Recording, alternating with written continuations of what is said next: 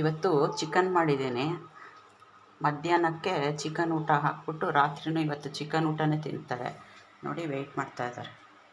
ಲೈಫಲ್ಲಿ ಎಷ್ಟು ಪಾಠಗಳು ಕಲ್ತಿದ್ದೀವಿ ಅಂತ ಹೇಳಿದ್ರೆ, ಯಾವ ಸಂಬಂಧಿಕರು ಬೇಡಪ್ಪ, ಏನು ಬೇಡ, ಯಾರು ಯಾರಿಗೂ ಆಗಲ್ಲ ಅಲ್ವಾ. ನಮಗೆ ನಾವೇ ಎಲ್ಲ. ನನ್ನ ಮಗಳು ಒಂಟಿ ಆಗಬಾರ್ದು ಅನ್ನೋದಕ್ಕೆ ನಾನು ಇವರಿಗೆಲ್ಲ ಕರ್ಕೊಂಬಂದೆ. ನೋಡಿ ಪ್ರಿನ್ಸಿಪಾ, ಇವಳೊಬ್ಳು ಮಹಾರಾಣಿ ಅಲ್ಲೆಲ್ಲೋ ಇರ್ತಾಳೆ, ಇವಾಗ ಬರ್ತಾಳೆ. ನೋಡಿ ನೋಡಿ ಕೈಯೇ ಕಚ್ತಾಳೆ. ನನ್ನ ಮಗಳು ಒಂಟಿ ಆಗಬಾರ್ದು ಅನ್ನೋದಕ್ಕೆ ಇವರನ್ನೆಲ್ಲ ಕರ್ಕೊಂಬಂದೆ. ಈಗ ಇವರೇ ನಮ್ಮ ಜೀವನದಲ್ಲಿ ಏಯ್, ಯಾಕೆ ಕೂಗೋದು? ಯಾಕೆ ಕೂಗೋದು? ಕೂಗಬಾರ್ದು. ಬರ್ತೀನಿ, ಕಲಿಸ್ತಾ ಇದ್ದೀನಲ್ಲ.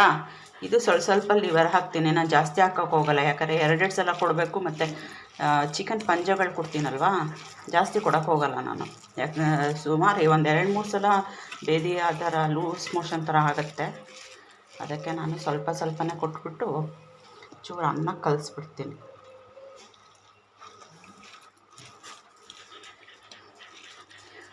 ನಾನು ವಾರದಲ್ಲಿ 3 ಸಲ 4 ಸಲ ಯೂಸ್ ಮಾಡೋದ್ರಿಂದ ತುಂಬ ಕೊಡೋಕೆ ಹೋಗಲ್ಲ. ಕೆಲವರೆಲ್ಲ ಒಂದೇ ಸಲ ತುಂಬ ಇಷ್ಟು ಗ್ರಾಮ್ ಅಂತ ತಕ್ಕಂಗೆ ಕೊಡ್ತಾರೆ. ನಾನು ಜಾಸ್ತಿ ಕೊಡೋಕೆ ಹೋಗಲ್ಲ.